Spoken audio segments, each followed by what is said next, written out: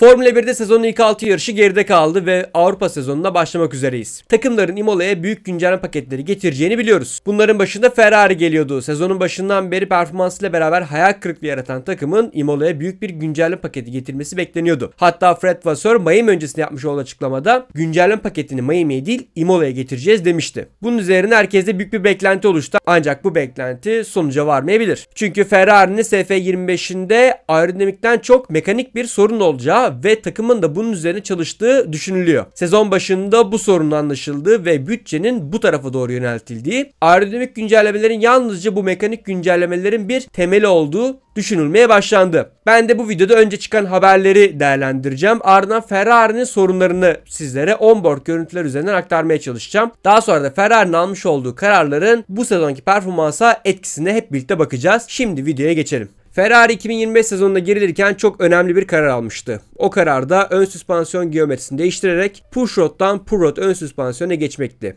Bu kararla beraber aracın ön tarafında ağırlık merkezi daha fazla düşecek ve ön süspansiyon geometrisinin değişimi sayesinde tabandan daha fazla downforce üretilecekti. Bu sayede rakipleri McLaren ve Red Bull gibi yüksek hızlı virajlarda çok rekabetçi olunacaktı. Aslında Ferrari bunun birazını gerçekleştirmiş oldu. Gerçekten de araç seri yön değişimlerinde ileriye doğru bir adım atmış gibi görünüyor. Ancak Ferrari bu kararıyla beraber bazı sorunları da önüne getirmiş oldu. Ferrari aracın ön tarafını iyileştirip yüksek hızlı virajlarda ve seri yön değişimlerinde iyi olmak için ağırlık merkezini de ön tarafa alınca aracın arka tarafı zayıf kalmış oldu. Bu zayıflık aynı zamanda aracın yere yakın yarıştırılamaması sebebiyle daha da fazla artmış oldu. Peki Ferrari aracı neden yere yakın yarıştıramıyordu? Bunun temel sebebi aslında Ferrari'nin arka süspansiyonlarında yatıyor. Ferrari ana rakipleri Red Bull, McLaren ve Mercedes dışında çok farklı bir arka süspansiyon sistemi kullanıyor. Rakipleri pushrod arka süspansiyon kullanırken Ferrari pullrod arka süspansiyon kullanıyor. Grid'de ön ve arka süspansiyonu pullrod olan tek takım Ferrari. Önce isterseniz pullrod ve pushrod'un farklarına bakalım. Daha sonrasında bu tercihlerin Ferrari'ye getirmiş olabileceği bazı dezavantajlara birlikte bakalım. Önce süspansiyonlardan başlayalım isterseniz. Ferrari'nin en büyük risklerinden bir tanesi ön süspansiyon geometrisini kuralların son yılında değiştirmesi oldu. Ben de sezon başında yapmış olduğum videoda Ferrari'nin çok büyük bir risk aldığını, bu risk tutarsa çok şeyler kazanabileceklerini ancak tutmazsa kendilerine büyük bir zarar olabileceğini söylemiştim. Çünkü takım 2025 aracını düzeltmektense 2026 odaklanmayı tercih edecekti. Ön süspansiyon geometrisine bakalım isterseniz şimdi. 2024 Ferrari'si pushrod ön süspansiyon, 2025 Ferrari'si ise pullrod ön süspansiyon kullanıyor. Ferrari'nin şu an çalıştığı güncellemeler ön süspansiyon üzerine değil ama bu değişiklikler de gerçekten aracın temel sorunlarının bir kaynağı. Gördüğünüz üzere ön süspansiyon yapısının bağlanma noktası şasinin üst tarafında yer alırken pullrod'un alt tarafta yer alıyor. Bağlantı ekipmanları alt tarafta yer aldığı için aslında aracın ön tarafında ağırlık merkezi aşağıya düşüyor ki bu da Formula 1 araçlarının isteyeceğiniz bir şeydir. Aynı zamanda tabanın downforce üretmesine büyük bir fayda sağlayan Venturi kanallarının da önünün açıldığını görebiliyoruz. Takımlar yalnızca Venturi kanalları üzerinden değil, tabanın yan tarafına da havayı götürmeyi başarıyor bu süspansiyon geometrisi sayesinde ki onun da örneğini şimdi McLaren üzerinden vereyim. 2025 testlerinin ikinci günde yapmış olduğum videoda buna çok ayrıntılı bir şekilde değindim. Ancak kısaca bu videoda değinelim. Gördüğünüz üzere McLaren aracı ön süspansiyondan getirmiş olduğu havayı burada bükerek aracın tabanının yan tarafına getiriyor ve ardından floor edge kısmından tabanın alt tarafına doğru ileterek çok daha fazla downforce üretmeyi amaçlıyor. Aslında süspansiyona gelen hava öyle bir yönlendiriliyor ki tabanın arka tarafına kadar gidiyor. Ferrari yapmış olduğu bu değişikliklerle beraber aslında hem havanın gidiş tarzını hem de havanın geliş tarzını değiştirerek SF25 ile beraber çok büyük bir devrime imza attı. Ancak bu devrimin kendilerinden bazı götürüleri oldu. Bu videomda geçen seneki McLaren videosundan. Ferrari geçen sene uzun virajlarda resmen grid'i domine ediyordu. Hatta McLaren takım patronu Andrea Stella Ferrari'nin bu yönünün çok etkileyici olduğunu söylemişti. Geçen seneki Ferrari aracının şimdi McLaren'e ne kadar fark attığını bu uzun virajda birlikte bakalım. Gördüğünüz üzere Ferrari aracı çok daha agresif bir direksiyon açısıyla beraber dönmeyi başarıyor ve virajda herhangi bir sorun yaşamıyor. Ferrari'ye odaklanmanızı isteyeceğim şimdi. Gördüğünüz üzere Leclerc sadece tek bir direksiyon hareketiyle beraber bu uzun virajı dönmeyi başarıyor. Neden uzun viraj diye yineliyorum? Çünkü Ferrari'nin sorunlarına yavaş yavaş geliyorum. Şimdi Ferrari'nin arka süspansiyon tercihinin farklılığına bakacağız. Burada Mercedes'in sağda 2023 arka süspansiyonu ki Ferrari'nin şu anda kullandığı sisteme yakın bir süspansiyon tarzı pull rod süspansiyon. Gördüğünüz üzere şasinin alt tarafına doğru yansıtılmış durumda. Sol tarafta ise Mercedes'in geçen sene getirmiş olduğu yeni süspansiyon sistemi push rod arka süspansiyon. Red Bull ve McLaren de benzer bir süspansiyon sistemini kullanıyor. Aslında Mercedes Red Bull ve McLaren'den görerek bu süspansiyon sistemine geçti. Bu neden önemli? Çünkü Ferrari'nin şu anki sorunlarının temeli bu arka süspansiyon olabilir diye. Arka süspansiyondaki ve ön süspansiyondaki sistemler sayesinde tabanın daha sabit kalması sağlanıyor. Ön süspansiyonda buna anti-dive denirken arka süspansiyonda buna anti-lift veyahut da anti-squat sistemi deniyor. Aslında çok basit. Ön tarafın aşağıya yatmaması sağlanırken, yani dive yapmaması sağlanırken arka süspansiyonda aracın arka tarafın kalkmaması ve tabanın aslında sürekli olarak aynı mesafede kalarak daha istikrarlı bir downforce üretimi yapması hedefleniyor. Çünkü bu yeni nesil çağda tabanın yerden yüksekliği ne kadar çok değişirse havanın hızı da değişeceği için downforce'un istikrarı kaybolmuş oluyor taban hareket edince. Hatta McLaren bunu bir adım ileriye götürerek anti-dive sistemini daha da çılgın bir hale getirdi. Bu Ferrari'nin temel sorunu diye söylemiyorum ancak taban istikrarının ne kadar önemli olduğunu anlatmaya çalışıyorum. Bahsetmiş olduğum anti-dive sistem, yani aracın öne yatmasını engelleyen sisteme hep birlikte bakalım şimdi. Gördüğünüz üzere McLaren anti-dive'ı ne kadar şasinin aşağısına konumlandırılmış durumda. Ferrari'nin ise daha yukarıda konumlandırılmış durumda. Yani kağıt üzerine baktığımızda McLaren'in taban istikrarının daha fazla olması beklenebilir. Tabii bunun bazı getirileri götürüleri de var. Çünkü aracın bu kadar fazla sert olması da mesela McLaren pilotlarına tek düze ciddi anlamda sıkıntılar yaratıyor. Ki ona da ilerleyen videolarda değineceğim. Ancak Ferrari'nin şu anda taban istikrarı konusundaki sorunları kendilerine sıkıntı yaratıyor. Çünkü Avustralya Grand Prix'de Charles Leclerc kendini söylemişti. Aracı yerden yükseltmek durumunda kaldılar. Çin Grand Prix'de yerden yükseltmediler ve diskalifiye olmuş oldu Lewis Hamilton. Ferrari'nin şu anda temel sorunu aslında aracı optimum yükseklikte çalıştıramamak. Bunun da temel sorunu aslında aracın bazen yere çok fazla değmesi, bazen de çok fazla yukarıda olması. Çok fazla yukarıda olduğunda da aslında temel bir tempo kaybı oluyor. Ve bunun aslında bütün temel sebebi arka süspansiyonda yatıyor olabilir. Daha demin bahsetmiş olduğum arka süspansiyon sistemi, yani push rod arka süspansiyon sistemiyle takımların aracın arka tarafını, yani taban bölümünün yüksekliğini daha rahat ayarlayabildiği düşünülüyor.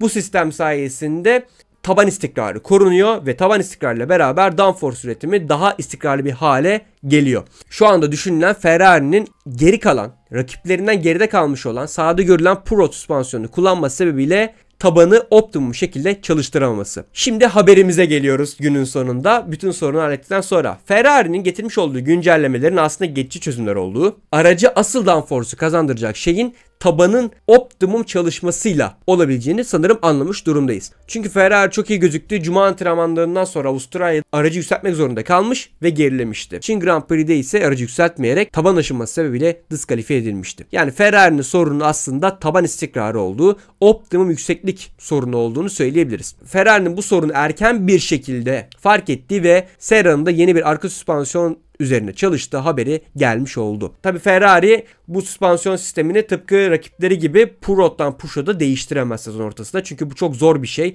Vites kutusunun değişiminden tutun güç ünitesinin yerleşimine kadar birçok farklılık gerekiyor bunu yapmak için. Ancak anti-squat sistemi sayesinde, yani aracın arka tarafının yukarıya kalkmamasını sağlayacak sistemin belki biraz daha agresif hale getirilmesi sayesinde o taban istikrarı gelebilir. Çıkan haberde Ferrari'nin temel sorunun aerodinamikten çok mekanik olduğu artık belli gibi görünüyor. Gördüğünüz üzere haberde Ferrari'nin potansiyelinin kullanılamaz olduğu, simülatörde bunu gördüklerini ancak yarışa geldiğimizde bunları bir türlü ortaya çıkaramadıkları haberde gösterilmiş durumda. Aracın yarış içerisinde verimli olmayan mekanik ayarlarla çalışmak zorunda olduğu aktarılmış durumda. Yani aslında Ferrari hem sıralama turlarından hem de yarıştan feragat etmiş oluyor. Bir sebepten dolayı mühendislerin arka süspansiyonu olması gerektiği gibi çalıştıramadığı söyleniyor ki bunda aslında Ferrari çok büyük zaman kaybettirdiği söylenebilir. Kaynağın haberine göre de Ferrari'nin yeni bir büyük paket üzerine çalıştığı ve yeni bir süspansiyon getireceği söyleniyor ancak zamanlamanın belirli olmadığı da aktarılmış durumda haberde. Bu sezon içerisinde tabii hiç beklenmedik bir değişim çünkü aslında süspansiyonlara minör değişimler yapmanız gerekiyor. Ferrari ise çok büyük bir değişim yapacakmış gibi görünüyor arka süspansiyona. Tabii bu da çok büyük bir para ve zaman kaybı demek. Bu yeni arka süspansiyon güncellemesiyle beraber aslında rüzgar tüneli ve simülasyonda gördükleri gibi aracı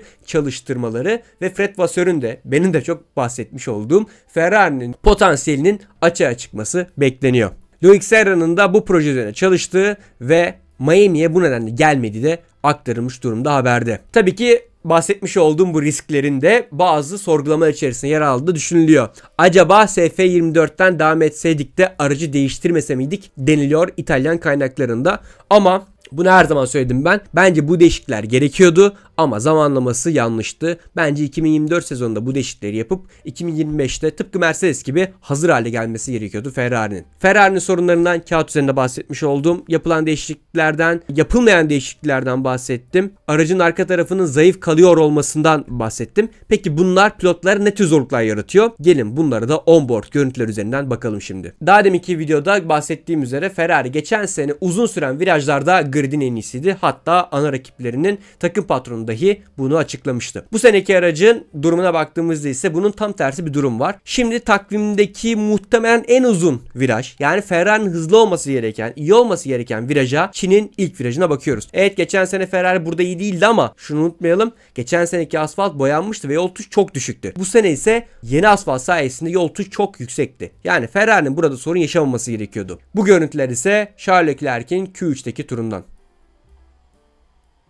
Gördüğünüz üzere Charles Leclerc tek bir direksiyon hareketiyle beraber virajı dönmeye çalışıyor ancak kontra veriyor. Tekrardan izleyelim isterseniz Charles Leclerc'in yaşadığı sorunu.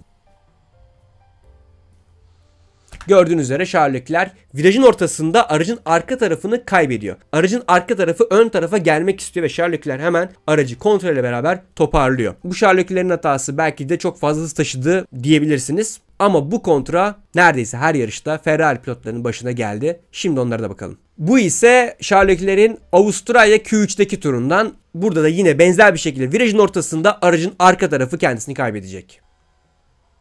Gördüğünüz üzere Charles Leclerc hızlı bir virajda dönerken bir anda aracın arka tarafı ön tarafa gelmek istiyor ve Charles Leclerc'i kontra vermek zorunda bırakıyor. Tekrar izleyelim. İşte Charles Leclerc geliyor ve aracın arka tarafı kendisini kaybediyor. Zaten turu iptal etmek durumunda kalıyor Charles Leclerc. Peki hocam bu Charles Leclerc'in sorundur belki diyebilirsiniz. Bir de Lewis Hamilton'a bakalım. Bunu izlemeden önce şunu söyleyeceğim. Gördüğünüz üzere 3 virajda çok benzer. Uzun süre dönülen virajlar. Burada da Bahreyn'in 13. virajı yanlış hatırlamıyorsam. Yine aynı şekilde gazı ve freni kestiğiniz ve artık aracı tek bir direksiyon hareketiyle beraber döndürmeye çalıştığınız viraj tarzı. Ve yine burada Lewis Hamilton çok benzer bir sorun yaşayacak. Gördüğünüz üzere Lewis Hamilton viraja girerken aracın arka tarafı yine öne gelmek istiyor ve Lewis Hamilton aracı toparlamak için kontra veriyor ki bu da inanılmaz bir zaman kaybı demek. Tekrar bakalım. Gördüğünüz üzere Lewis Hamilton arka tarafı virajın ortasında kendisini kaybediyor. İşte şu anda Ferrari mühendislerinin yeni bir arka süspansiyon üzerine çalışmasının temel sebebinin ben bu olduğunu düşünüyorum. Ferrari yapmış olduğu ön süspansiyon değişikliği ve ağırlık dengesini öne alarak aracın arka tarafını zayıf hale getirdi. Aracın arka tarafı zayıf hale gelince tabandan yeteri kadar downforce üretilemedi ve takım aracı olabildiğince yere yakın yarıştırmaya çalıştı. Ama bu sefer de bu kadar downforce'u arka süspansiyon kaldırmadı. Ana rakipleri Red Bull, McLaren ve Mercedes push rod arka süspansiyon kullanırken Ferrari pull rod'da kalmayı tercih etmişti. Ferrari gibi pull rod'da kalmayı tercih eden bir diğer takım da Haas'tı. Haas şu anda Ferrari'nin geçen seneki süspansiyonlarını kullanıyor ve şu anda Haas'ın en büyük sorunu yüksek hızlı virajlarda zıplama problemi. Sanırım sorunun ne olduğunu görmüş olduk. Ben de sezon başlamadan önce testlerden sonra Diabolica'da yapmış olduğumuz videoda bu ihtimalden bahsetmiştim. Ferrari'nin ön tarafa fazla yüklenmesi aracın arka tarafında sorunları yaratmış olabilir mi diye programda söylemiştim. Avustralya Grand Prix öncesinde 10 Mart'ta yayınlanan videodaki o görüntüleri izleyelim isterseniz şimdi. Bu sene sanki ön tarafı güçlendirmek için arka tarafı biraz kaybetmişler gibi duruyor. Pilotların da tercihleri onlar aslına bakarsan. Hem Hamilton hem de Leclerc biraz daha arkası hafif araç seviyor. Eyvallah, bunu anlıyorum ama hani Ferrari dediğin viraj çıkışı basar gider abi. Bunu gördük yani. Şu anda o yok. Ama işin garip tarafı şu. Ön tarafı da inanılmaz kuvvetli görünmüyor şu an. Mercedes, evet, Aston ve McLaren'le kıyasladığın zaman ki Red Bull'la hiç kıyaslamıyorum. Red Bull'da en güçlüsü o konuda. Yine çok iyi görünmüyor. Şimdi ben şey mi oldu diye düşünüyorum.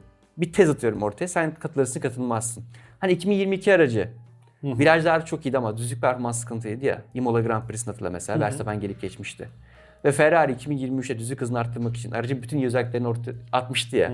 Acaba bak tez atıyorum, net değil ama ön tarafı güçlendirelim diye aracın bütün özelliklerini çöpe atmış olabilirler. Şu anda Ferrari'nin temel sorunu gerçekten bu gibi görünüyor. Ana rakiplerinin av sahası olan yüksek hızlı virajlarda kendilerine yetişmek için, ki şu anda aslında yine rakiplerinden hızlı değiller, en güçlü oldukları yönü aracın arka tarafını kaybetmiş olabilirler. Sezon başında yapmış oldukları değişiklikler kendilerine büyük bir sıkıntı yarattı. Aracı anlamalarının ben artık Miami'de olacağını düşünmüştüm, ancak Miami Grand Prix'de dahi Ferrari denge sorunlarından bahsediyordu. Fred Vasseur de aracın potansiyelinin olduğundan ancak ayarları bir türlü anlayamadıklarından bahsetti. Tabii aracı 6 yarışta anlayamamaları sezonun geri kalanı içinde kendilerine büyük bir sıkıntı yaratıyor. Belki de Silverstone'a getirilmesi planlanan süspansiyon güncellemesiyle gelen büyük paket bütün sorunlarını çözebilir ve çok büyük bir potansiyeli açığa çıkarabilir. Bunu bilemeyeceğiz. Ancak Ferrari'nin Imola ve Barcelona'ya büyük parçalar getirmeyeceği artık garanti gibi görünüyor. Ferrari orada getirmiş olacağı küçük aerodinamik güncellemelerle beraber bir şeyler kazanmaya çalışacak. Hem Imola hem de Barcelona akıcı olması sayesinde belki de Ferrari'nin bazı sorunlarını gölgeleyebilir. Ancak Ferrari'den öyle inanılmaz beklentiler içerisinde şu anda değilim. Ferrari için bir sonraki hedef Silverstone ve Barcelona'dan itibaren geçerli olacak yeni ön kanat kuralları. Yeni ön kanat kuralı sayesinde McLaren'in güç kaybetmesi, Silverstone'da getirilecek arka süspansiyon güncellemesiyle beraber rüzgar tüneli ve simülasyonda görmüş oldukları ayarların pistte de çalışması bekleniyor. Eğer bu ihtimaller gerçekleşirse Ferrari o noktadan sonra yarış galibiyetlerine ortak olabilir. Ancak o noktaya kadar kaybetmiş olacakları puanlar muhtemelen kendilerini takımlar şampiyonasında bir daha potaya sokamayacak. Ancak belki de pilotlar şampiyonasında düşünülen şeyler gerçekleşirse bir şeyler bizlere gösterebilirler. Ferrari iyi bir risk aldı, ancak sezonun bu kısmına kadar bu risk kendilerine sıkıntı yarattı. Bakalım yeni güncellemelerle beraber bu sorunu çözebilecekler mi? Ben de bugünkü videomda çıkan yeni haberlerle beraber Ferrari'nin aslında sezonunu biraz özetlemek istedim. Yapılan tercihler ve alınan kararların şu anki aracın sürüşüne nasıl etki ettiğini sizlere aktarmaya çalıştım. Uzun bir video oldu, uğraştığım bir video oldu. Umarım keyif almışsınızdır. Eğer keyif aldıysanız videoya like ve hype atmayı unutmayın lütfen. Aynı zamanda kanalıma abone olursanız çok sevinirim. Bir sonraki videoda görüşmek dileğiyle, hoşça kalın.